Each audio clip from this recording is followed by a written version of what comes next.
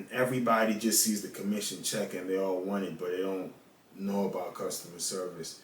And guess what he said? He said the market is bad right now, and it's going to wash away. No, not picking on soccer moms. It's going to wash away the soccer moms and all the part-time. What did he say? Part-time retail workers, something along the line. So you got people working. No knock on somebody who is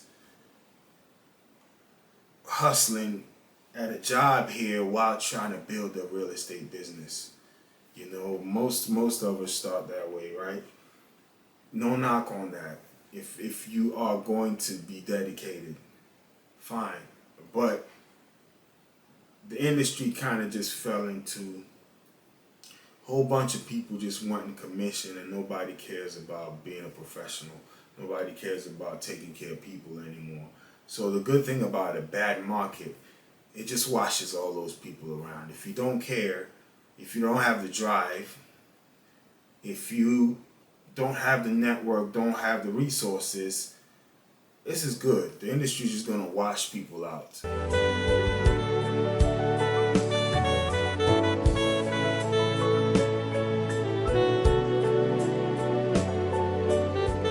Welcome everybody to your real estate podcast. My name is Raymond Reffel. I am a realtor here in the state of Maryland. And in today's episode, we're going to talk about a tale of two markets and then look at some stats nationally, locally here in the DMV, DC, Maryland, and Virginia. Tips and advice to sellers, buyers, and realtors in a challenging market. All right. So, tale of two markets. This is an article I saw on Realtor.com. And it says, asking the question, why are some homes still causing heated bidding wars and others are still sitting unsold? So I'll read this little area right here that I highlighted. It says, those searching for a home are seeing plenty of fixer-uppers, homes lacking curb appeal, and those in less desirable areas sitting on the market for longer and undergoing price reductions. But well-appointed, well-situated homes are still selling fast, often receiving multiple offers and even selling over the asking price. It's as if the housing slowdown hasn't affected these properties much at all. I like the term housing slowdown because that's what I saw. I haven't seen a crash yet. I know there's a lot of talk about the housing market bubble bursting. Haven't quite seen that as of yet. But I've seen a lot of slowdown all across the region and nationally. All right, so let's take a look at the interest rates. First week of April 2023, 30-year fixed rate is at 6.79% with an APR of 6.80. Most of these are going to be conventional loans where you got to pay like 20% down or so. 20-year fixed rate is at 6.60%, APR of 6.63. The 15-year fixed rate is at 6.15%, APR of 6.18, which is actually lower than the 10-year fixed rate. 10-year fixed rate is at 6.21 with an APR of 6.24%. So why is a 10-year rate higher than a 15-year rate? This is mostly because banks would like you to owe them longer, because the longer you owe them, the more interest they make. So credit card companies, for instance, don't like people who pay off their credit card balance every month. They much rather someone who pays the minimum, because the longer you take to pay them, the more profit they make, right? And that's why even in some 30-year mortgage contracts with the lender, there's a stipulation there that if you do a balloon payment, you still have to pay a percentage of the interest that they were projecting to make off that loan. So be mindful of those things. All right, the 5-to-1 ARM is at 5.80% with an APR of 7.44. What is an ARM? An ARM is an adjustable rate mortgage with an introductory interest rate that is fixed for the first 5 years, right? And then the rest is adjustable. So the 10-to-1 ARM, as I said, adjustable rate mortgage is at a 6.56%, APR of 7.18. So as mentioned, these loans are typically offered with a 30-year term. So you got 30 years on the loan. The first 10 years are fixed at in this case, 6.56%. Then the rate becomes variable and adjusted every year for the remaining 20 years of the loan, right? The 30-year FHA is at 5.81. The FHA got a lower interest rate. FHA is like for first-time home buyers, your down payment will be 3.5% of the actual cost of the loan, right? So the interest rate is at 5.81, APR at 6.71. The 30-year fixed VA rate is at 6.02 with an APR of 6.13%, and then 30-year fixed jumbo rate is at 6.85 with an APR of 6.86. So next I want to talk about the national market, right? How is it looking? According to the National Association of Realtors, pending home sales dropped by 5.2% in the month of March, month over month. So I'll read this. And it says in March 2023, pending home sales fell 5.2% month over month and 23.2% year over year. So compared to this time last year, there's a drop of 23%. From this time in February, it dropped by 5.2%. So things are dropping. And as far as the existing home sales, according to the National Association of Realtors, which I'm a member of, this here states that existing home sales are down by 2.4%. And it's interesting. Let's go back here for pending home sales. It says the South saw a month-over-month increase, but sales in other 3 regions of the United States declined.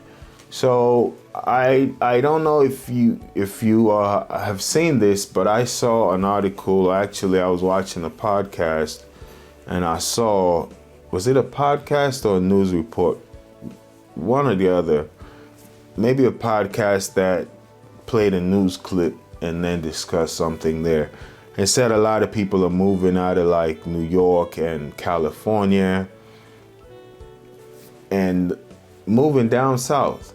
So Tennessee, Texas, and Florida, if my memory serves me correctly, were the states that kind of saw some increase in out-of-state buyers. So various reasons there. One, crime, as crime affects everything, especially the housing market.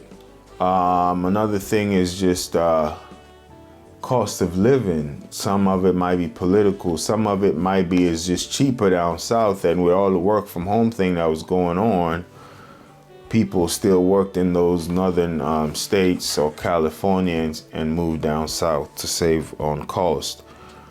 So existing home sales are down 2.4% across the country. This is month over month.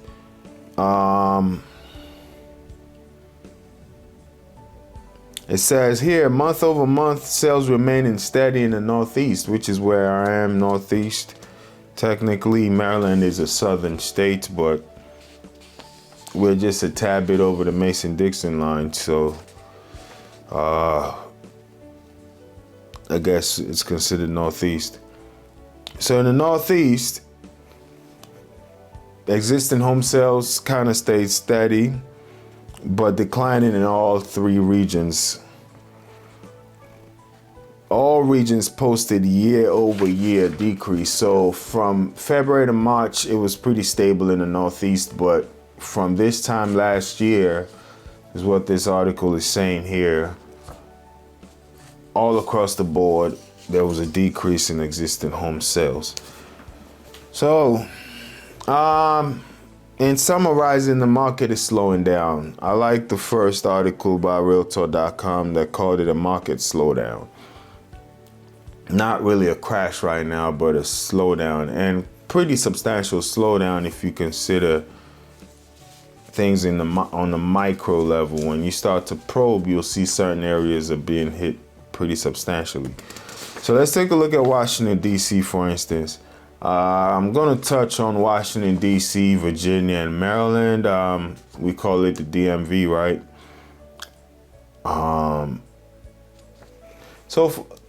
For instance, some areas in DC are closer to my house than some areas in Maryland. Some areas in Northern Virginia are closer to my house than some areas in Maryland. We're kind of in this tri-state. I know DC is not technically a state, but it's like a tri-state area almost. And we share the same buses. We share the same train station, the Metro Rail. You can work in Virginia, for instance, Reston, jump on the Silver Line and work somewhere in Maryland, vice versa. You can live in Maryland in a Carlton, jump on the Silver Line, go all the way to Reston, Virginia. And not only the Silver Line, different lines kind of run through DC. The Red Line runs through DC, so on and so forth. So we kind of share the same metropolitan area as far as Northern Virginia, DC, and then parts of Maryland. So Virginia is huge, for instance, right? There was a time I was driving, I think, just a long road trip from here to Louisiana. And 3 hours in the trip, I felt like I haven't left Maryland yet because I was still in Virginia. So Virginia is a huge state. It took us 3 hours to drive from the northern tip of Virginia all the way to the southern parts of Virginia.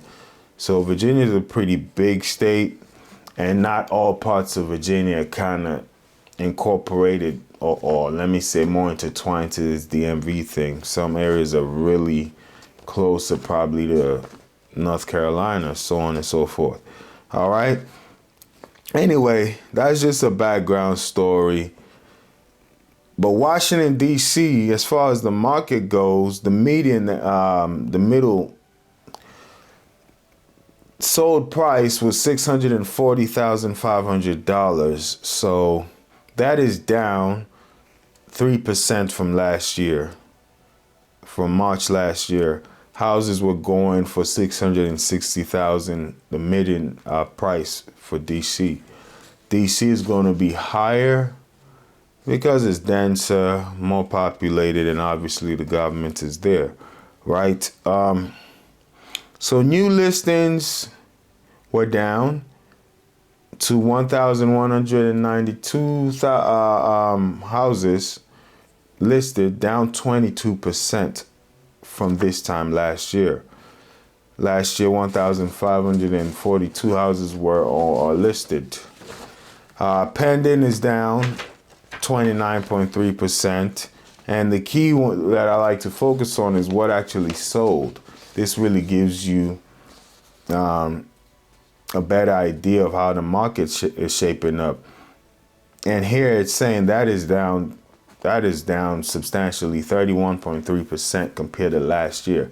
That's a big drop. So most businesses, if they fall that much, so some industries may be out of business, right? So it's not really crashing, but that's a huge drop, 31.3%.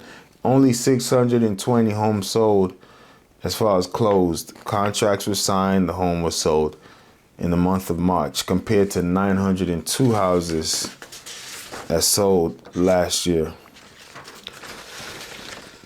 So right here,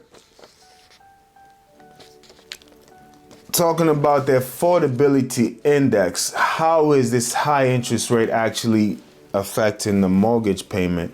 In Washington, D.C., your average mortgage now is $3,814 a month, almost $4,000 a month for a home in Washington, D.C., compared to this time last year when it was $2,500. That is huge. So you can see why a lot of people are not buying houses. And when I speak to some sellers, they say, I'm not selling. Not in Virginia, I'm in D.C., but obviously in Maryland. Similar things are happening in certain areas in Maryland. Hey, I'm not selling because where am I going to go? I'm not going to sell my house just to increase my mortgage. Right here, the difference is $1,300. Why would I sell a house and increase my mortgage by $1,300? If you're going to stay locally, some people see it as though it doesn't make sense to sell. Let's take a look at Virginia. And you can see the difference in volume, right? 620 homes sold in D.C. in the month of March. In Virginia, 8,709 homes sold. So Virginia is a lot bigger. But it's still a huge drop, 23.9%, almost 24%.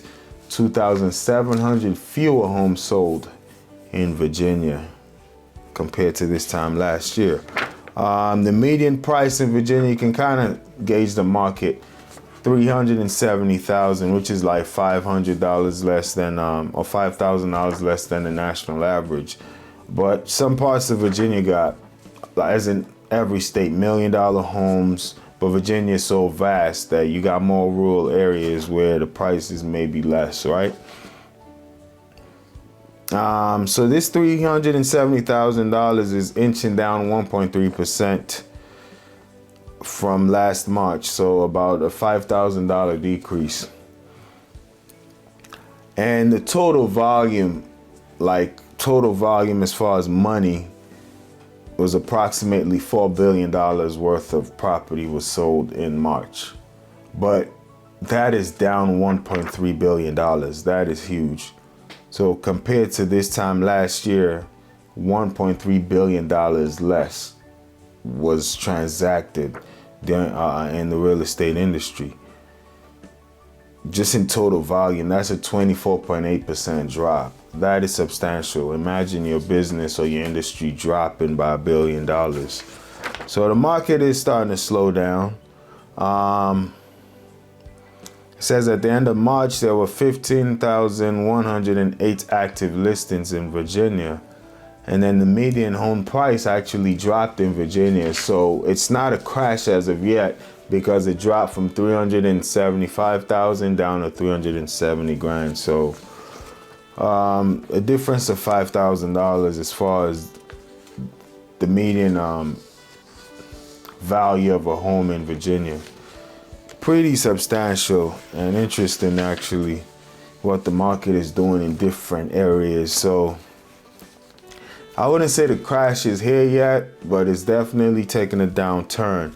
And later on, we're going to talk about sellers. What can you do as a seller right now? What can you do as a buyer? What can you do as a real estate agent in this market? All right.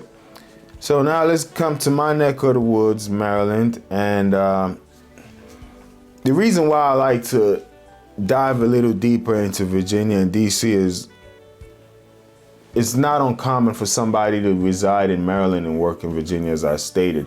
So you might talk to somebody here in Maryland and they say, hey, I'm moving to Virginia. Do you know, can you sell me a house there? I may not be able to at the moment, but I can refer them to another agent, right? Or likewise in Virginia. I'm in DC. I'm actually studying for my DC license right now as we speak. Just got it, I think it's only the fair housing classes you got to get through. So I think that may be beneficial for me just to expand my reach a little bit, being able to transact in DC and then possibly Virginia as time goes on, because it's ironic. I know more contractors and investors, as far as property investors, in DC than I do in Maryland. So that's a huge market that I'm not tapping into, and it's right next door. So I'm definitely working on that right now. So it's also good for me to know. And also, when you're dealing with clients as an agent, you need to know, because somebody may want to move to DC because they may be working in DC and tired of traffic, paying for parking downtown, and they just want to move to DC and use the train to get to work, whatever, right? So it's good to know about the market locally.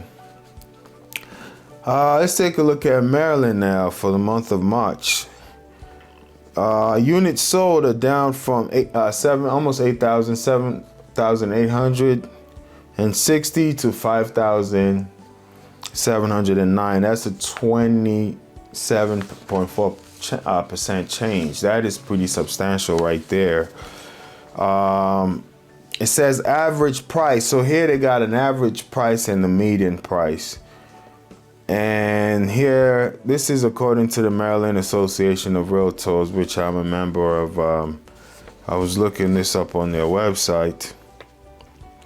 And it's saying the average sales price is the weighted average of sales price in the county, calculated by weighing the price of the home by the number of homes sold. So the price of the home by the number of homes sold is how they get the average price, which is different from the middle price. The median they define as the middle value of the price of all homes sold in the period, right? So the average price, I'm giving you two, so I don't want to confuse you. So I just wanted to make that clear. Average home sales are up, actually, as far as the price, went up 0.7%. So even though the market is tanking, the price of homes still, like as I read in the first article, in certain areas, the prices may even go higher than you actually asked for as a seller, right? So in 2022, the average price of a home in March was $441,766. That's in the state of Maryland. Now it's up by almost $3,000 to $444,752. And the median is very close to the national average. In March of last year, it was $375,500. Now we're looking at $380,000. So the median price actually went up about 1.5%, which is pretty decent for a slowing market. All right. Now we're going to probe a little deeper to a county here in Maryland, Montgomery County. I like Montgomery County because, for me, Maryland, I'm very familiar with Montgomery County, Prince George's County, Charles, and then Anne Arundel and Howard counties. Washington a little bit, and Frederick counties, Washington County. Those areas I'm not so familiar with, a little further out. Been there a few times, know people that reside in those areas. I'm very close to Charles County. I lived in PG County for a very long time. I also stayed in Montgomery County, worked there so for over a decade. So it's like I like looking at Montgomery County because it's also one of the more affluent counties in America. So it can kind of give you an idea what's going on in an affluent county, right? New listings in the month of March, 954 homes were listed. That is down almost 40%, people. That is huge. It's down negative. It is down 38.3% from March last year. So last year in March, 1,547 homes were listed as far as new listings in March of 2022, down to 954, almost a 40% decrease in listings, people selling their homes. Why? Because the interest rate is just high. As I mentioned, you talk to sellers, hey, I took my house off the market. Are you still interested in selling? Not now. If I move, where am I going to go? The interest rates are just too high. Because as we read, mortgages are going up, right? So why would you sell a house to go pay a higher mortgage for something similar? It kind of defeats the purpose. For some, that's how they see it. Others are still making moves, right? So the median price for Montgomery County, as I said, is a little bit, not even a little bit, way higher than the national average of $375. The median in Montgomery County is $535,277. That's in the month of March, which is down 6%. So we saw, was it in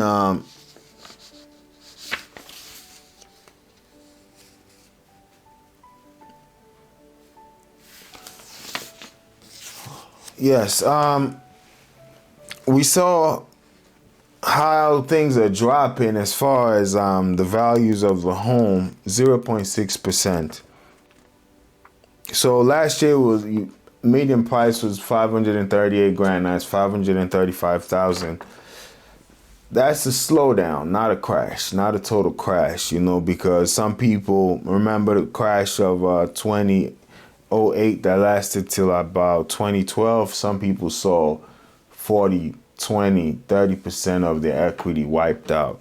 So this is a 0.6%. It's enough to raise eyebrows, but nothing to panic about as of yet. But the market is definitely slowing down. The economy is slowing down. Pending listings down 28.6%. And once again, the key stat I like to look at is the sold. So the 5-year average in Montgomery County in the month of March, when you take 5 years, and you count how many homes sell in the month of March, the average for 5 years is always 932 houses. That is down to 758 houses sold. Compared to last year, it's down 26.6%. That is substantial. So last year in March, 1,032 homes sold in Montgomery County. This year, only 758 sold. So as we see, the market is starting to slow down, things are starting to change, and we're going to discuss how this affects buyers, what we can do as sellers or even realtors to kind of weather the storm. Hopefully there is light at the end of the tunnel. All right, so the affordability by county. Affordability by county is talking about how affordable is the house or monthly mortgage payments. In Montgomery County, the affordability went up by $1,123 a month. So the average monthly mortgage payment in Montgomery County last year was $2,137. This time it is $3,260. So very expensive. As I said, the median price of a house in Montgomery County is almost 200,000, 170,000 more than the national average. Pretty pricey county. The county in which I reside, we're going to touch on this. Prince George's County. In Prince George's County, look at the month of March. As far as the market stats here,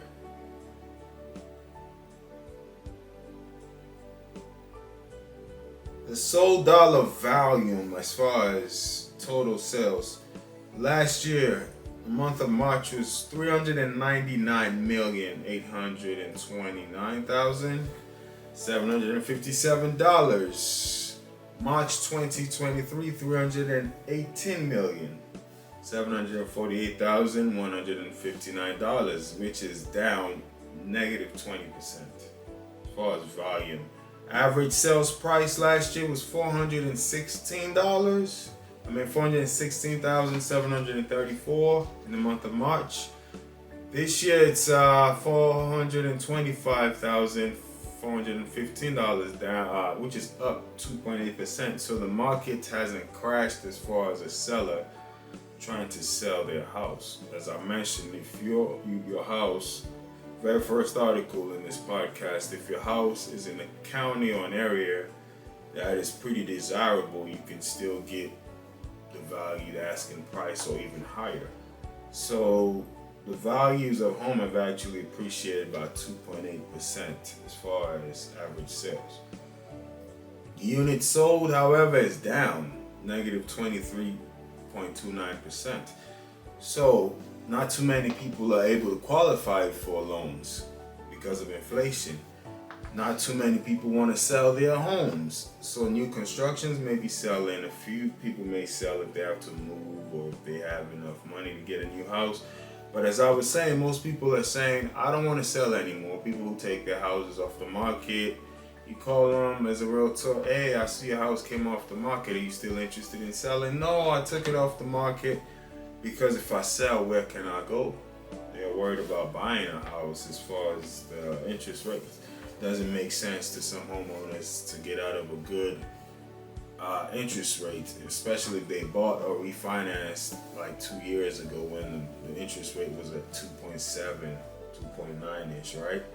Why go pick up a mortgage now for 6.8 as we read the 30-year interest rates are going for?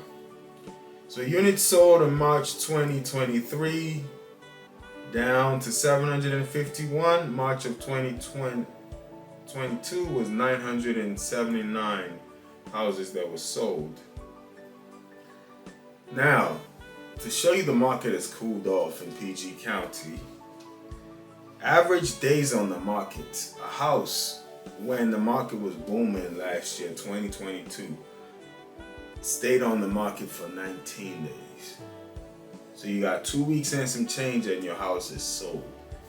Now the average days on the market in PG County is 36.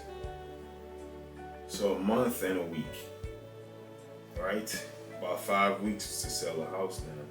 Average price, $410,000 last year, now $425,000. So the price has gone up. The market hasn't dipped as far as dollar amount as I kept mentioning. Let's look at inventory levels. Active listings, 882. So more houses on the market than were last year. Almost 220 houses more, because last year was 630 houses on the market. Up 40%. So people are trying to sell, and some are trying to sell and get out of that, get their equity out, but not too many people are buying, right? Because they can't qualify for houses. The interest rates are higher. So lenders are not giving out loans like they used to. Fewer people want to take that leap right now. A lot of people I know who were potential buyers last year, you're working these leads, you think 2023 they're going to close, then the interest rate shot up. They're like, all right, I want to hold on and see how things go. New listings are down, however. In March this year, 860. New listings of March last year, 1,261. Right? So you can see, based on what we read as far as days on the market, why are there more active listings? Because some houses that would have sold in 2 weeks are still on the market, right? That's the only reason why the active listings are higher. Pending listings, 890 this year. Last year, 1,167. So Same story all across the board, but affordability, we're talking about mortgage rates, interest rates being higher. They're saying it is now $743 a month higher to buy a house in PG County, Prince George's County this year, March, as opposed to a year ago, which was $1,414 if you wanted to buy a house. That was like the average mortgage. Now, monthly mortgage is up to $2,157. $700 difference is a lot. You know, when you think about everything else costing a lot more, groceries higher, right? Gas prices, everything else. So if you can save $700, man, that's a big difference. So those who didn't get in the market are struggling to get in now, just because things have changed. The city where I reside, I wanted to talk about Upper Marlboro. The median home price in Upper Marlboro is $444,500, which is up 1.5% compared to March of last year. And this is some stats off of Redfin right here. Don't know how accurate their stats are. It says Upper Marlboro housing market trends. And I'll read this right here. In March of 2023, Upper Marlboro home prices were up 1.5% compared to last year, selling for a median of $445,000. On average, homes in Upper Marlboro sell after 58 days. So, once again, what I read over there about Prince George's County is just the entire county. But in Upper Marlboro, you put a house up for sale, it may take 2 months before it sells. Not so good. The market here is not that hot, but the price of the home has not dropped. It's actually gone up. And I could see that with my house, right? My house has increased in value a little bit compared to last year. It says across the nation, 3% of home buyers search to move to Upper Marlboro from outside metros. So outside people looking to move in, 3% of the country. Upper Marlboro migration and relocation trends. In February 23 to April 23, 19% of Upper Marlboro home buyers searched to move out of Upper Marlboro, while 81% look to stay within the metropolitan area. So some people are trying to move out of the city, but some is trying to stay in the metropolitan area. Talking about the DC metropolitan area. So the train, as I said, leaves Virginia, for instance. I think it's the Silver Line. It leaves Virginia, Reston is the last station, and it drives all the way across DC and goes to New Carrollton, Maryland, right? Other lines do the same as well. Go through Maryland, Virginia, and DC. Also, the Beltway goes around Maryland, DC, and Virginia. It's called the Beltway because it's almost like a belt wraps around. So the markets are pretty intertwined, and that's just the reason why I wanted to touch on it. I know I don't do business in those areas, but I'm a RE/MAX, so if you're looking to buy in DC or Maryland, let me know. Actually, my broker's licensed in DC, and I can always refer you to a RE/MAX agent in Virginia while I work on getting my license in DC and Virginia. So as I mentioned, I'm going to talk about, now that we've looked through the stats of the entire housing market, let's dive a little deeper into, let's talk about first-time home buyers, right? I'll touch on that a little bit. With this type of market, what did we say the average interest rate was? The national interest rate, fixed FHA loan is 5.81%. FHA loans 2 years ago were 2.7%, so you got in a little late. Fixed 30-year mortgage with a 6.71 APR. not that great, but it's always a good time to buy. People think it's a cliche and an agent is just trying to sell you something, so they say, oh, it's always a good time to buy. No, it is, because one, you don't know how high the inflation is going to rise. You know, you really don't know how high things are going to rise. So when we say it's a good time to buy, it's because you may be looking at 5.8% odds as, oh man, this is too high. But what if it goes higher to 7? You know, it is very well capable of going higher if inflation keeps rising. You know, the Fed is going to try to adjust that so the economy doesn't go haywire, right? However, if you buy now and the interest rate does drop, you refinance your loan. You may not have enough equity on the house, but you're going to drop your payment. So if you're trying to buy and you have the down payment, you have good credit, make a move. Don't wait on the market, because if the interest rates go up, you got in on a good deal. When they go down, you refinance. That's just my advice. But as a first-time home buyer, work on your credit score. Tip number 1 I'll give you, work on your credit score. And Fannie Mae put out a study in 2022 saying the average credit score for first-time home buyers was 746, right? So I would say 680 or 700, you can't get in the house, but especially in this type of market, get it over the 700. So national average for first-time home buyers, 746.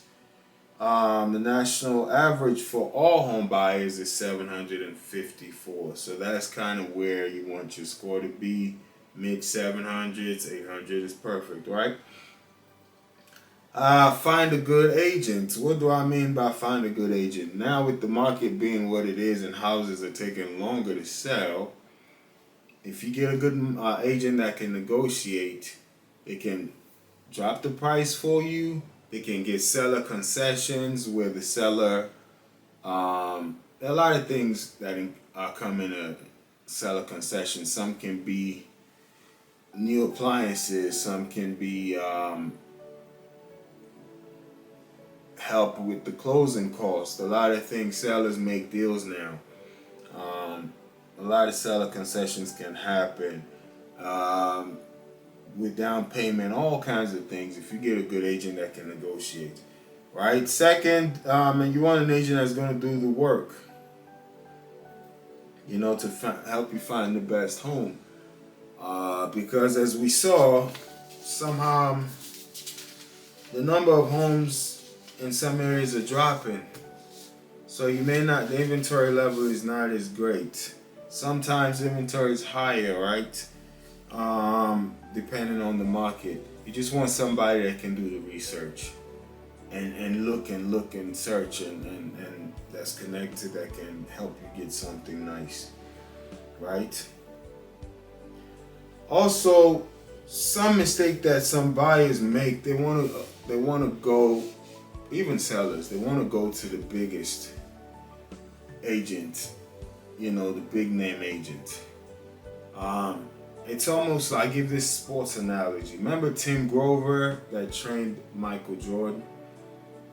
Michael Jordan, for a long while, never allowed Tim Grover to train any other player. So even though he's a personal trainer and that's his business, Jordan compensated him so much that he wasn't allowed to train anybody else.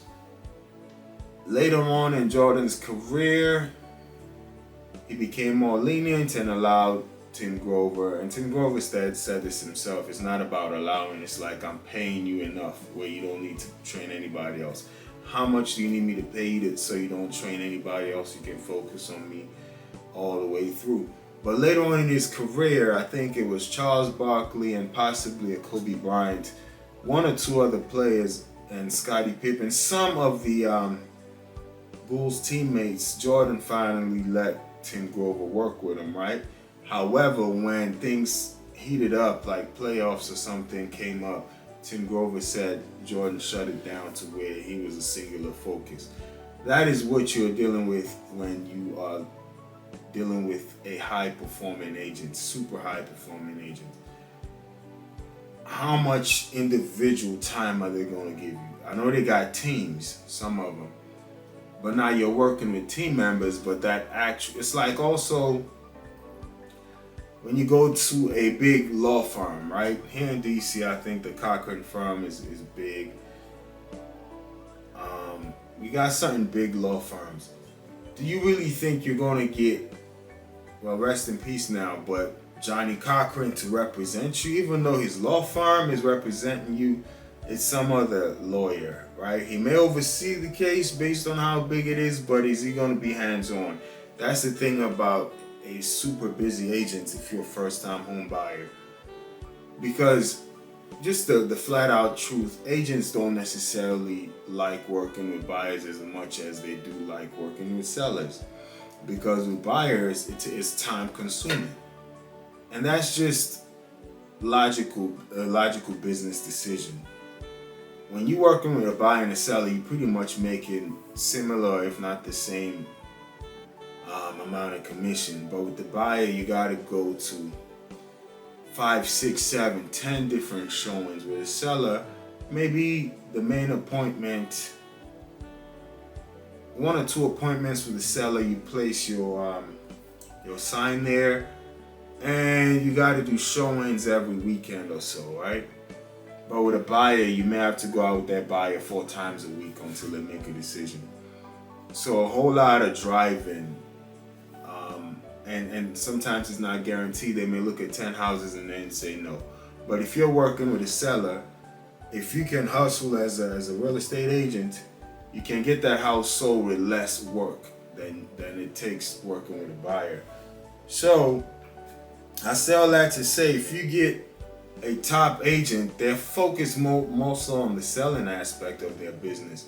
They do help some of their clients that they already have to sell properties, to buy properties, but it just makes more sense to go after the listing business. So find an agent that is hungry but not super busy, because if they're super busy, they may focus more on something else and not necessarily you.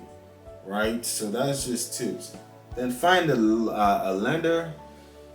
Once again, this is for my first-time home buyers. Get pre-qualified. As you see, the average monthly mortgage is up. Fewer houses are selling. Lenders are not taking that many chances. So get a lender. Get pre-approved. Get a dollar amount that they pre-approve you for, so that when you shop, a seller may consider accepting your offer, because it makes sense, right? And also look for a primary lender, meaning the lender got their own money and they're not going to shop your loan out to somebody else. It just speeds up the process right now, especially as we read in some areas, some owners are still getting multiple offers. So you don't want to be that guy that can't really get to finance your loan. So get a good lender. All right. Next, we're going to touch on tips for sellers in this market. I'll go back to the very first article I read, A Tale of Two Markets. It says, and I'll read this to touch on tips for sellers. This is Realtor.com. It says right here, those searching for a home are seeing plenty of fixer-uppers. So fixer-uppers are not selling that well. Homes lacking curb appeal, and those in less desirable areas are sitting on the market longer and undergoing price reduction.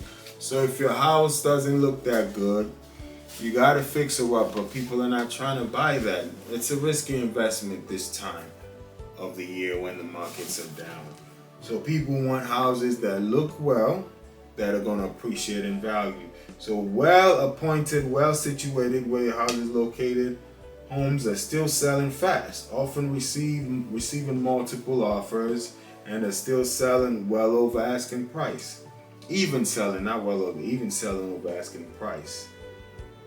It is as if the housing slowdown hasn't affected these properties much at all. We saw in Montgomery County, prices only dropped by $3,000, which is not a lot when you're talking about hundreds of thousands of dollars, right? So I say all that to say, as a seller, repair your house, especially the exterior, because that is what's gonna.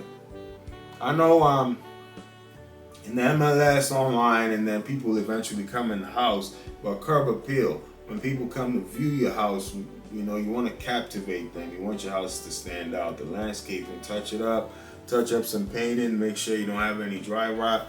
Get the house looking well. Prep the house, little paint job. Then obviously you just want to repair the house.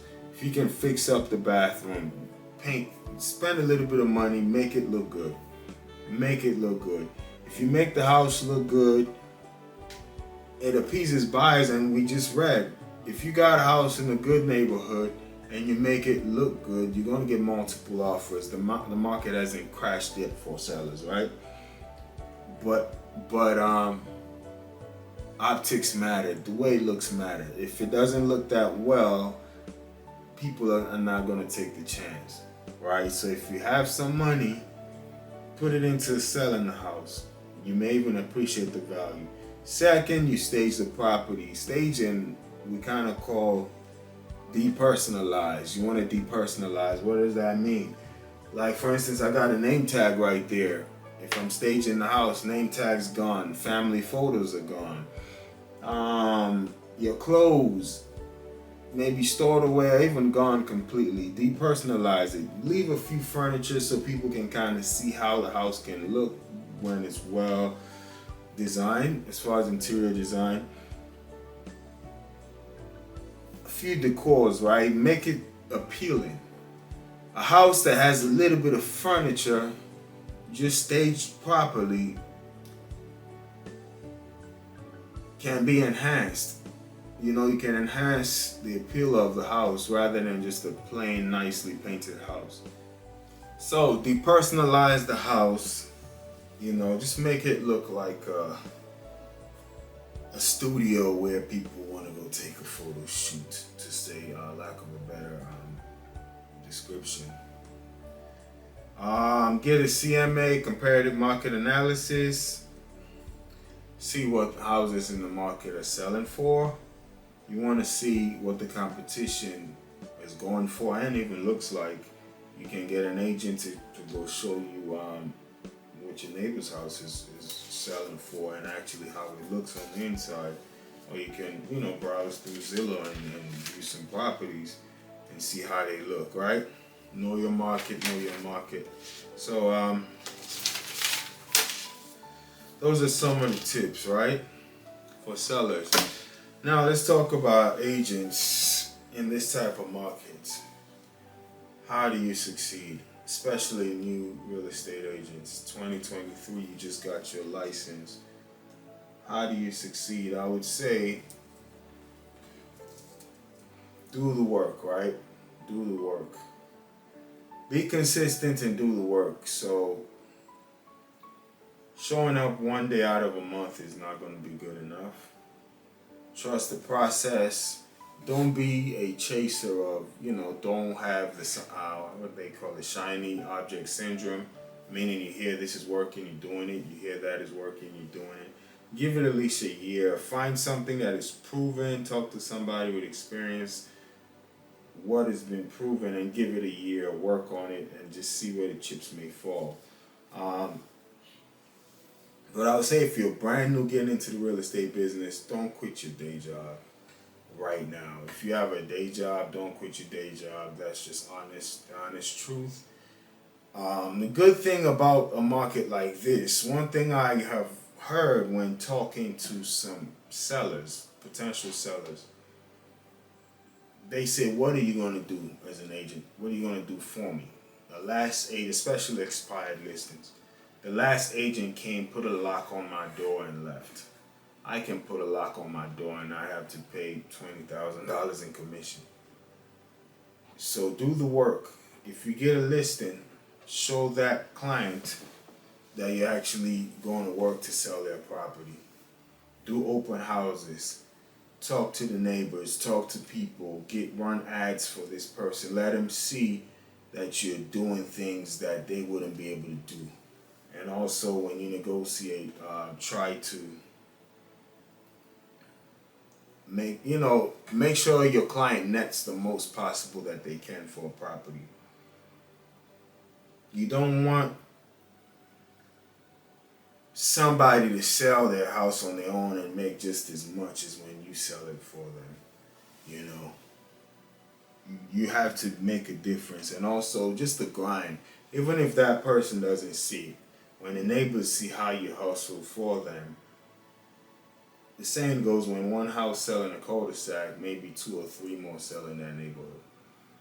You know, when neighbors hear, hey, that person just sold their house for X amount of dollars, the rest try to see if they can get something out of theirs. That's just how it works.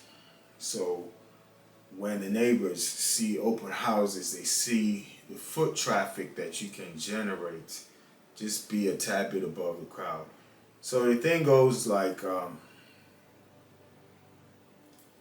give another sports analogy, right? The Randy Moss and Jerry Rice story. I was asking somebody I knew, a younger guy, if he knew about some.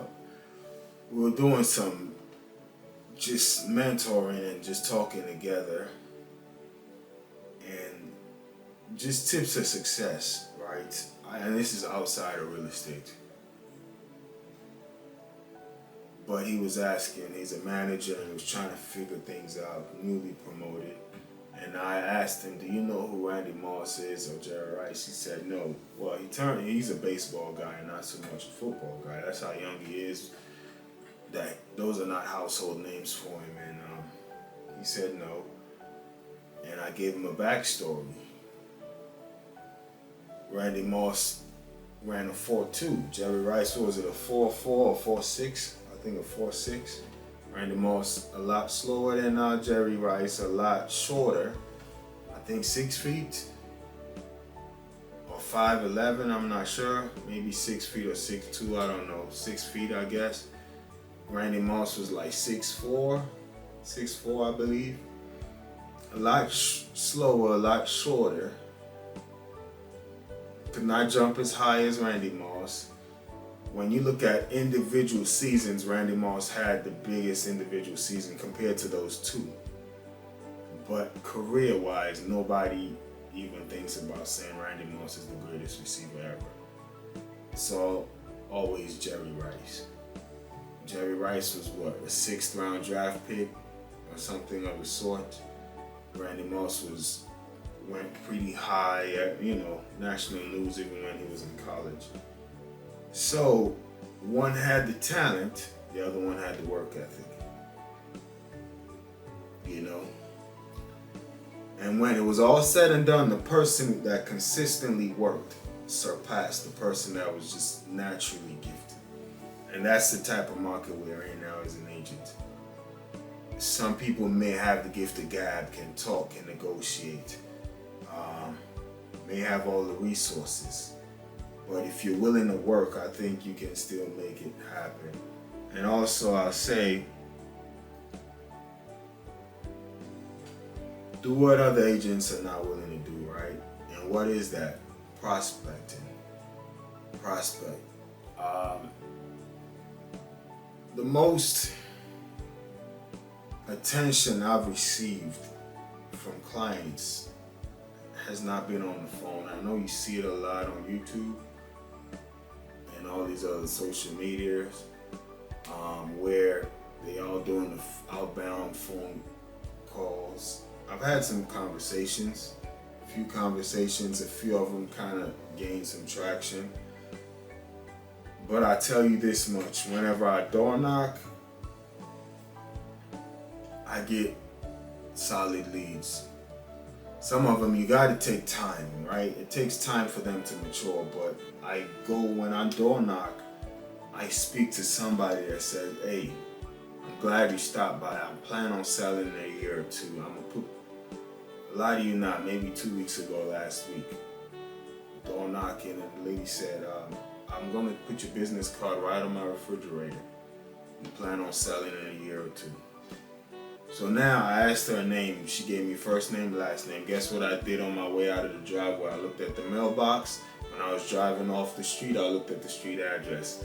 Wrote the mailbox number, so that's the address, the number of the building and the street it's on.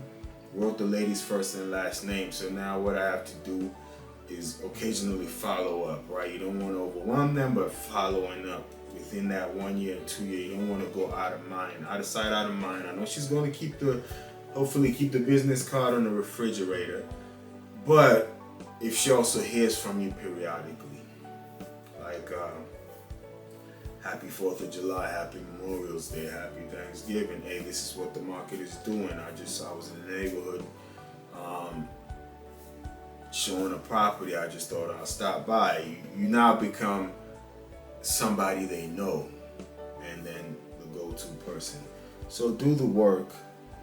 Door knocking is where it's at for me. If you ask me, I think one day I went door knocking on an expired listing. I went to the house. The lady said, "Hey, I'm not selling anymore. Maybe later. I'll keep your business card. Thank you." I'm walking down her steps. When I looked across the street, for sale by owner. Went to the door.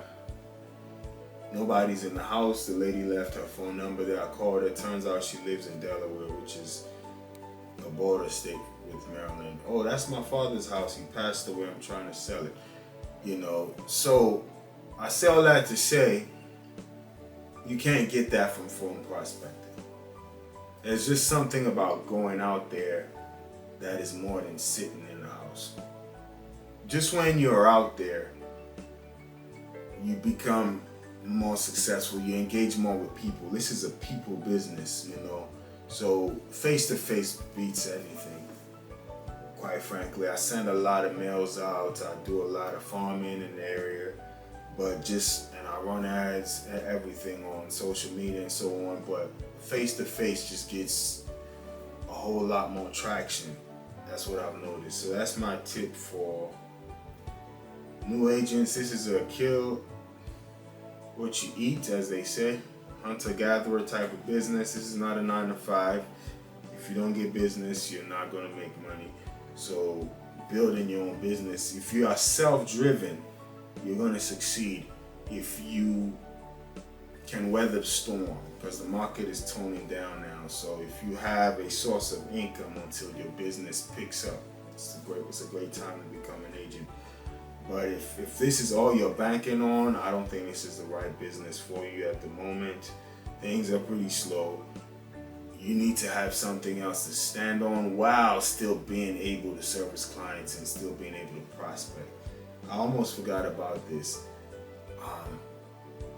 I had an RVP, original vice president at a different company. He came and he was talking to us managers then, and he said, chase the big rocks. Like, chase the big rocks? What are you talking about? He said, chase the big rocks. What are your KPIs, key performance indicators? What are the things that are going to make you succeed? What is the biggest goal? Chase the big rocks. You can't get it all. Take the big rocks and not the little ones. Go for the big wins. So the big win for a real estate agent is prospecting. Prospecting, right? When you wake up, do the most important thing. People say, I don't know how true this is, but 20% of the work yields 80% of the results. So when you got a list of things to do, 10 things to do, only 2 of those things really can give you optimal results. I even watched an interview, I think it was Elon Musk, and they asked him, how long do you sleep for? He said, I think either how long do you sleep for, how long do you work for? But he actually said he gets enough sleep and he doesn't believe in too long of working. I think I forgot which one, but in essence, you don't get that much more productive after a certain time. I think I was told maybe after 6 hours of either studying or working, you're not as productive. Or less sleep doesn't actually mean more productivity. So when you wake up, do the thing that is going to make you money, which is prospecting, getting a pipeline. I know websites are good.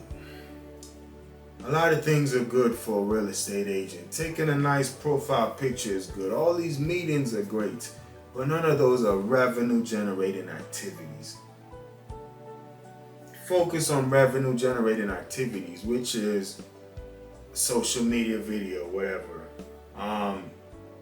Posting on your social media, handing out flyers, business cards, door knocking, phone prospecting, calling people on your sphere of influence, people that you know already that you have on your phone, letting them spread the word out about your business because you are a business, right? Focus on that rather than endless meetings. It's always good. Don't get it wrong. As you saw, I just went through a whole bunch of stats throughout this podcast, right? About the market. I have to know the market because when I talk to somebody and some other agent comes to talk to that person, if that other agent doesn't do as much research as I have done where I can speak to my market, guess what? I stand levels above, right? You get to look better. So know your market so you speak as a professional.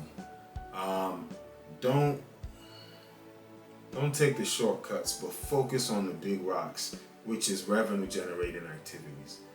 If it's showing a buyer a house, probe that buyer. Guess what?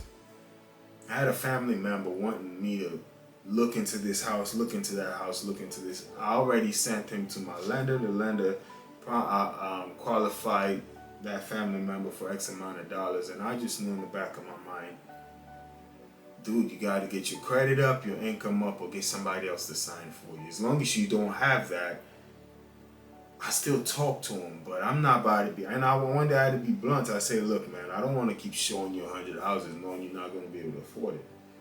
So that's the thing with a buyer. At least I can talk to that person. We're family and we're close. I can just be realistic. You may not want to tell that to a client, but you just want to get that information so you know not to waste your time with that buyer. I hate to say it, but get them pre-qualified, see if they can afford a house they want to look at, and see how much, how eager they are to move. Because I know people who got great credit are renting, but they're not eager to move right now. They may be under a lease, may not want to change location, whatever the reason is, they don't want to move, yet they want to see 10 houses. It's a waste of time. And your time is money. Put your time on revenue generating activities. You don't want to be going from house showing to house showing to house showing. It's like you're a tour guide, and you don't get paid for it. You're wasting gas money and the person is not a buyer. So you're going to have renters that don't have good credit, want to see 10 apartments and can't rent one. Wasted your time. Because a 30-minute drive back and forth, gas, nothing comes out of it, right? So focus on and before you go around showing buyers a million houses, make sure that buyer is a qualified buyer. I definitely do showings, but I make sure that buyer is serious, wants to buy, and you can tell when you're sending the buyer houses, and they're also sending you some houses like they found off Zillow, Redfin, So this person wants to move. They're eager. Their credit is checked. They've been pre-approved. They got the money, got the down payment. Let's go. I can show you a million houses all day. Because at the end of the day, when that commission comes in, it's going to be worth my time. Right? I know this person is ready to go. But I've shown how, I made those mistakes when I first got in. People want to see houses. You go here and there, you hear nothing back from them. It's good, and actually one of those people that I showed maybe 6 houses, they actually referred me to somebody else who also referred me to like their children. None of those deals actually closed, but these are now people I have contact with. So over time, if I stay engaged with them, who knows where that may fall. At the end of the day, I got the information and they gave me a good review, so it's okay. But don't waste your time too much on people that are not ready to go. Because you have to generate money. It's like you open a business, it doesn't generate any income, you're going to go bankrupt at the end of the day. You're going to close the business, right? So focus on activities that will generate revenue.